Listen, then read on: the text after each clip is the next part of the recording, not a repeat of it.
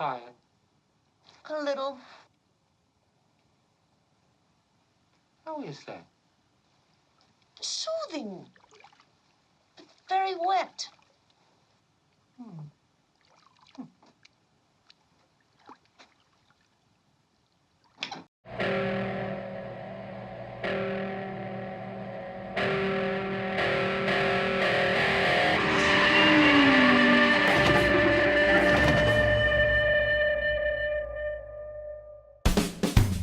Hey everybody, and welcome back to Ape Nation, your number one source for all things Planet of the Apes on YouTube. My name is Josh, and today I'm continuing my series of reviews for every single Planet of the Apes movie with the third entry in the original 5-movie franchise, Escape from the Planet of the Apes. As always, before we get started, let's first take a little bit of a dive into the film's behind-the-scenes history. Following the release and box office success of Beneath the Planet of the Apes, 20th Century Fox immediately wanted another sequel. And for those who have seen Beneath the Planet of the Apes, which I would assume would be pretty much everybody watching this review, you would know why that proves difficult due to the ending of that film essentially completely ending the entire timeline. So Fox brought in Paul Den, who also wrote Beneath the Planet of the Apes, to come in and give him the creative challenge of finding a way to continue the story despite the Earth being destroyed, and they found a way to use Taylor's ship from the original film and time travel to do it. While writing the script, Paul Den actually consulted Pierre Boulle, the writer of the original Planet of the Apes novel, in an effort to bring some of the original film and novel's more satirical elements into the script, and the film was originally titled Secret of the Planet of the Apes. The studio gave the film an even smaller budget than the previous film, and to accommodate the smaller budget, the film had far fewer people in ape makeup, which ultimately is what ended up attracting filmmaker Don Taylor to direct, who was coming off of films like Jack of Diamonds and The Five-Man Army, and is most well known for films like Damien, The Omen 2, and The Island of Dr. Moreau. Don Taylor was interested in the script mainly due to its humor and a much more narrow character focus, specifically on Zira and Cornelius. Another person who was attracted to the script for some of those reasons is Kim Hunter, who was originally reluctant to make Beneath and was unsure if she wanted to do a third film, but because she liked the script so much,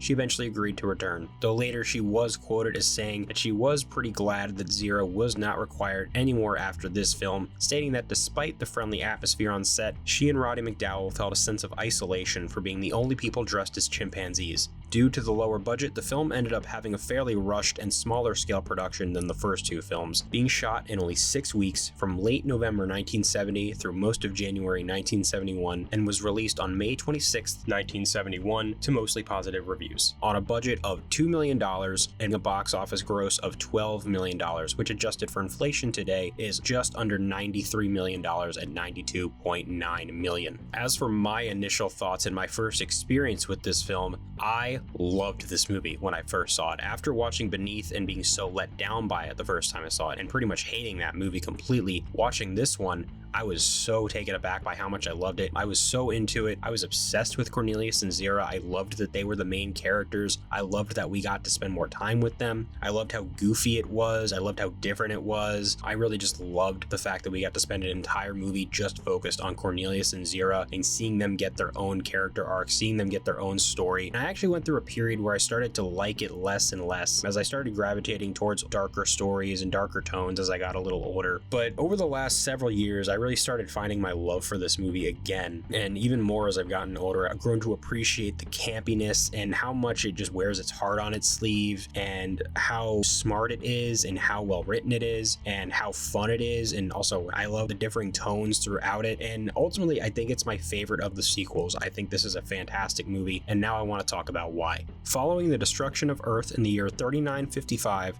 Cornelius, Zira, and their friend Milo travel back in time in Taylor's US spacecraft to 1973, shocking the world with the appearance of 3 talking chimpanzees. They soon become beloved by society, but one man believes them to be a threat to the human race. As usual, starting off with the cast and with the characters, like I mentioned before, the film is focused on Cornelius and Zira, and they, in my opinion, are the best part of the entire film from an acting and from a character perspective. I think Roddy McDowall is fantastic in this movie. I think he's so good. He gives such an endearing and heartfelt performance throughout the entire movie. I really like the way that they flesh him out as a character a little bit more. What I really love, and I'll get to her her in just a second, but the love between him and Zira, you can really feel it through the screen. The two of them have a great relationship that's brought out on screen. I love watching that the entire time. I love how it's utilized within the story, and I think Roddy McDowall contributes a lot to that. His eyes are so expressive. He can bring such a calming and relaxing demeanor, but he can also be intense, and he can also be really scary at times. He can be desperate. He can evoke all these different types of emotions. He really gets the chance to show off his range in this movie as an actor, and especially as an ape actor. And I really love that about Cornelius and about Roddy McDowall in this movie. We get to see more of his personality shine through, and I really, really love that. He gets to be more sympathetic in this movie. He gets to be funnier in this movie.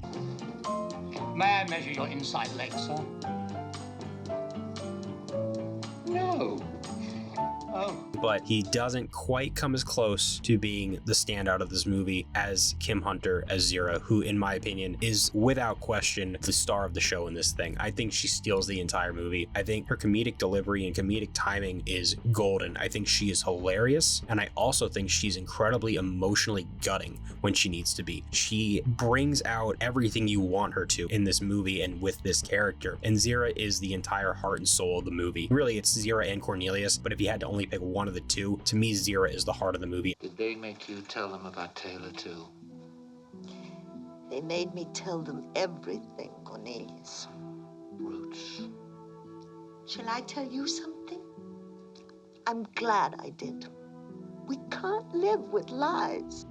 Her character goes through so much in this film. Kim Hunter just brings it all to the table. Zira is such an emotionally compelling character. She's such a sympathetic character. She's such a lovable character. And to see her have to go through so much anguish and so much pain, especially in the second half of this movie, it's heartbreaking. It's really some of the most emotionally devastating stuff in the entire series to me. And on top of that, I love what Kim Hunter brings to the table as an actress. Like I said, she also gets some great comedic timing. There's some really, really funny lines, and she delivers them with perfection. She is so good at both the comedy and the drama and just continuing to further out the character of Zira. I think the character is handled so well in this movie. I love what they did with her. And the only thing I don't like about Cornelius and Zira in this movie is that it's the final movie that we get to see them in. It's very sad, but I think it's a great send-off for them. It is their emotional, awesome swan song, and I love both of them in this movie so much. But there's another actor and another character in this film who I love almost as much, and that would be Eric Braeden as Dr. Hassline, who, in my opinion, and this might be a controversial opinion, I don't know, is the best villain in the entire original Planet of the Apes saga. I do believe that he is better than Dr. Zaius. I know that's sacrilegious to say maybe for some people, but for me,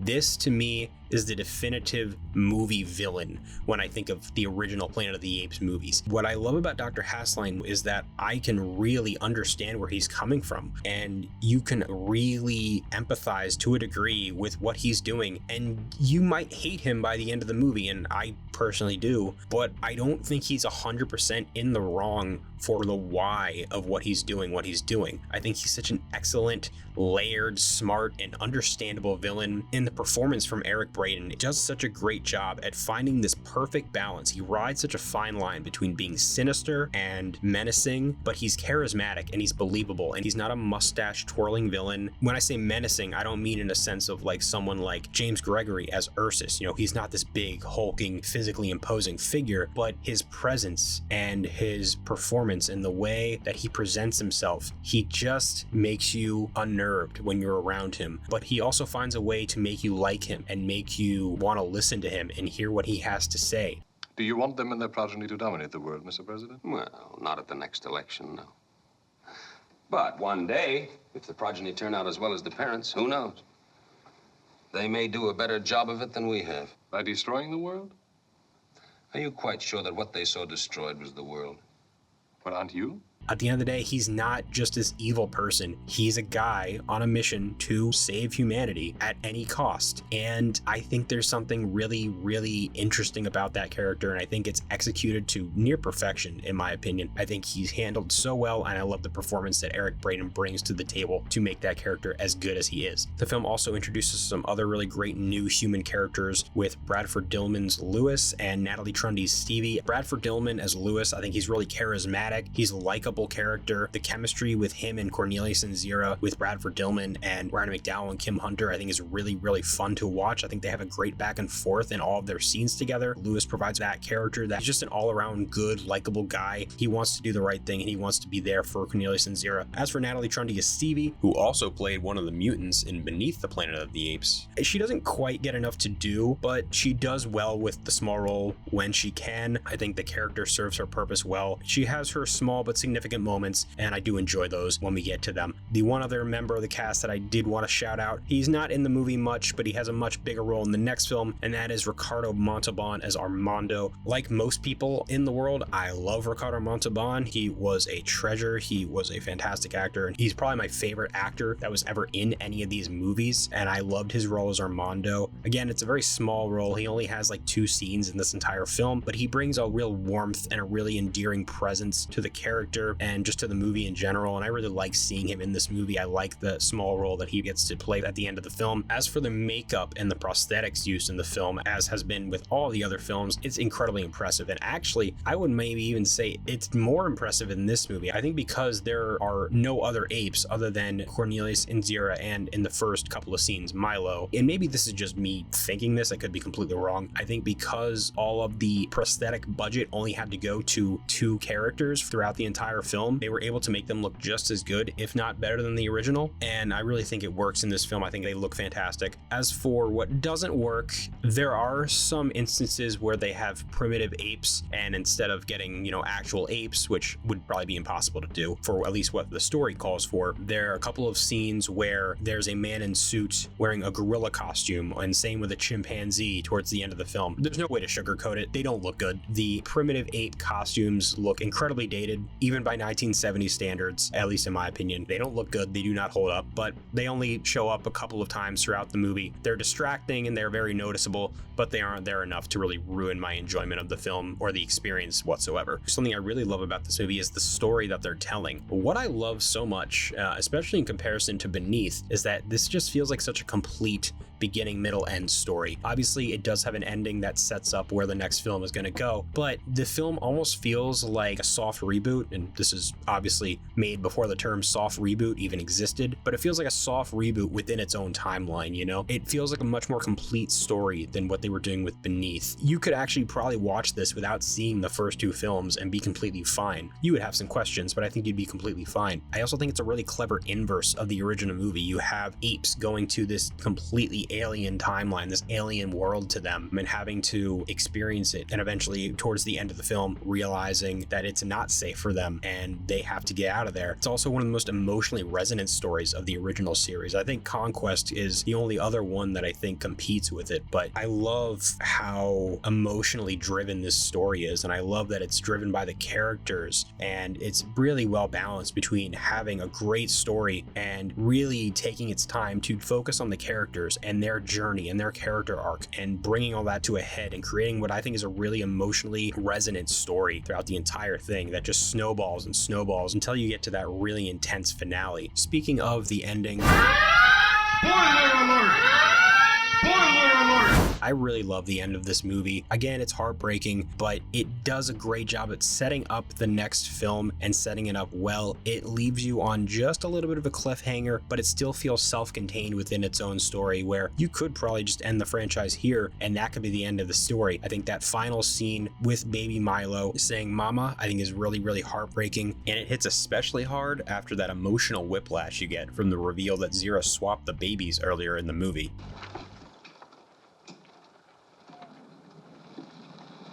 Intelligent creature. But then so were your mother and father. It leaves the film on such a down note, but it leaves it on such a perfectly dour note that feels fitting for the story that was just told. I also think that the way that they create this time paradox in the timeline, for me, I think it's pretty brilliant. I think the way they handle it and the way they use it to tie into the next film and move in that direction, I think is really smart. It was a really clever, crazy direction to take the franchise, and not something that I think anybody would have expected when you watch those first 2 films, but it works, and it works really, really well. Something something that the franchise up to this point was really well known for and did such a great job with was the world building. And that's actually something that takes a bit of a backseat in this movie. We don't get to see more of an expansion of the Planet of the Apes world that we know from the first two films, obviously because the film takes place in the 1970s as opposed to 2,000 years in the future. But instead, what I do like is that in place of that, we get to learn more about how the apes took over. We get to learn more about the revolution. We have that great scene where Cornelius tells the story of Aldo, the first ape who ever spoke, and how over the course of multiple centuries, apes went from pets to slaves to eventually turning on their own masters and becoming aware, and that's what rose to the downfall of human civilization and the rise of apes. On an historic day which is commemorated by my species and fully documented in the sacred scrolls, there came Aldo. He did not grunt. He articulated. He spoke a word which had been spoken to him all time without number by humans. He said, no.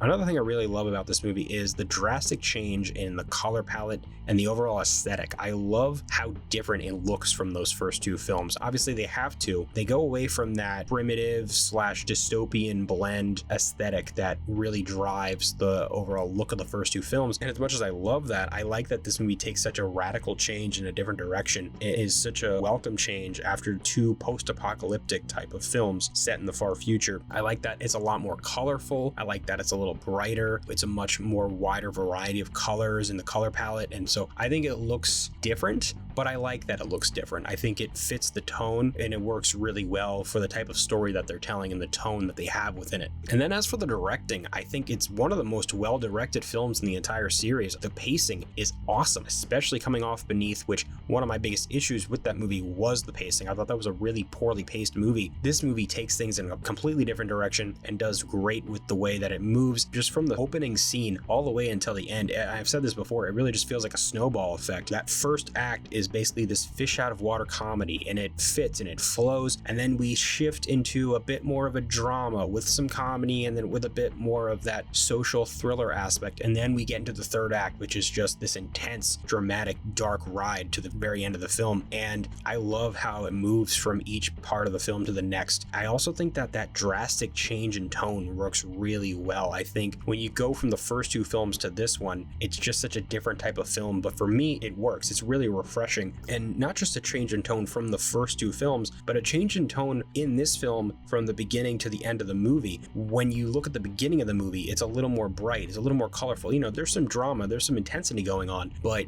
it's overall a much more lighter film than you would expect coming off of Beneath. But then when you slowly, over the course of the film, it peppers in more and more drama until you get to the very end, and it's just complete darkness. It's heartbreaking, it's intense, and I think it works well for this story. I also think, and like I mentioned earlier, the humor. I think the humor fits so well. It's a really, really funny movie. I think the dialogue is clever. It's well executed fish out of water comedy, which is some of my favorite comedy that you could ever do if done well. I think it does border on cheesiness at times, which I know is probably a big critique of some of the people who don't like this movie as much, but I don't really mind it, and I actually like that it just wears its heart on its sleeves. It's not afraid to be a little bit corny. It's not afraid to lean a little bit too much into the cheese factor. It works for me, and it ultimately just brings that heart and soul of the characters and of the story that's being told out in an even bigger and more proud way. And the third act is just so outstanding. Like I said, it gets really intense, and it's just completely fueled by tension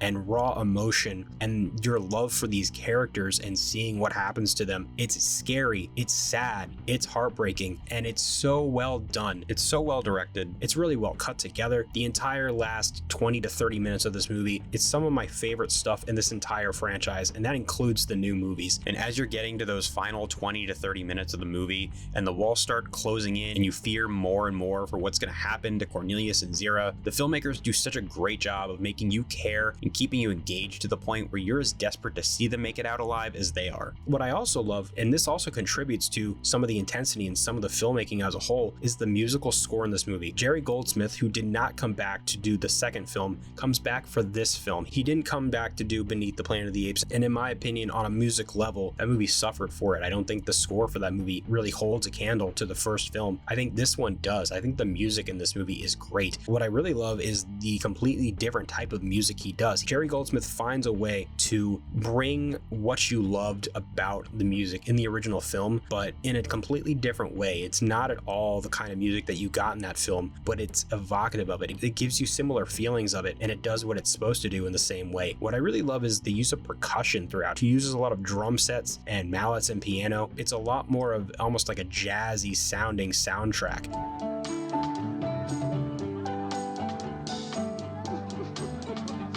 And for a lot of the movie, it really works. And when he shifts away from that for the more intense, dramatic moments, he does such a great job of creating a sense of eeriness. And the score as a whole, it really just has that eeriness blended with this upbeat excitement that goes back and forth throughout the whole thing. And it works so well in a way that you almost think it shouldn't, but it does. Like I said before, it's not quite as iconic as the original score. It's not as good as a whole, but I think it actually evokes a little more emotion than the original score. And that's part of what I love so much about the movie, and what I love about this music, and what I love about the intense and emotional, dramatic nature of the entire film. And his music really contributes heavily to that. And then as for what the film has to say and what kind of themes it's talking about, just like with the other films, talking about what the cost of preserving humanity is. And this is largely surrounding the question of whether or not Cornelius and Zira's unborn child should be killed, whether or not they should be allowed to survive throughout modern day society. Could it eventually be a threat to human civilization? And I think asking questions like that in this movie, it's so different than the types of things they're talking about in the first two films. It's similar, but it's different. I really appreciate them asking those kinds of questions, and it's really thought-provoking. There's also, to a lesser degree, they're talking about the danger that can come from fear. We see what happens to Dr. Hassline throughout the film. He becomes much more unhinged because of this fear that drives him and what it leads to him doing at the end of the film. Spoiler alert!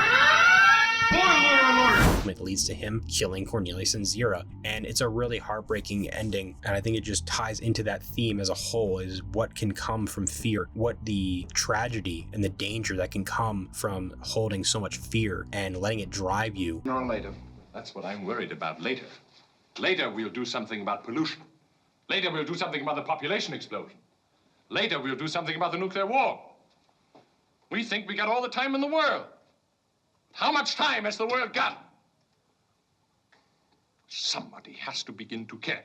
So as a whole, I just really love this movie. It's one of my favorites in the entire Planet of the Apes series. I think it's fun, it's hilarious, it's clever, it's really effectively dark, it's really well directed. I think the characters are fantastic. It succeeds both as a threequel and as a reboot within its own continuity that's easily accessible to newcomers. It's possibly the most emotionally moving Apes film, and it's one of my favorites. I love this movie. I do get why some people are a little turned off by it, but for me, it is so heartwarming and so heartbreaking at the same time. I like how weird it is. I like the different tones. I like the different tone as a whole that it brings to the table compared to pretty much all the other films. It does such a great job with almost everything in the entire film. It has some things about it that I think are a little weak, a couple things here and there, but for the most part, I don't have that many flaws, if any flaws. I know there's also the whole question of how are the apes even able to operate the spaceship and how believable or not that is. But at the end of the day, this is a series of movies about talking apes who rule the world. So personally, I don't really think it's that big of a deal. It's a great movie to me and one of my favorites of the entire series. That was my review for Escape from the Planet of the Apes. Let me know what you think of this movie. Do you love it as much as I do, or do you have problems with it? I've seen a lot of you in the comments saying you don't love this one as much as the others. I've actually seen a lot of people say that they like Beneath more than this one, which confuses the hell out of me, but what do I know? Let me know your thoughts down below. What'd you think of my review? Is there anything that I should have talked about that I didn't? If you haven't seen this movie yet, did it make you want to watch the movie? Let me know all of your thoughts in the comments down below. I will be back soon with my review for the next film and fourth film in the original Planet of the Apes series, Conquest of the Planet of the Apes. Thank you so much for checking out today's video here on Ape Nation. If you liked this video, be sure to hit the like button, subscribe to the channel, and hit that notification bell so that you can stay up to date on all things apes. I'll catch you in the next one, so until then, goodbye.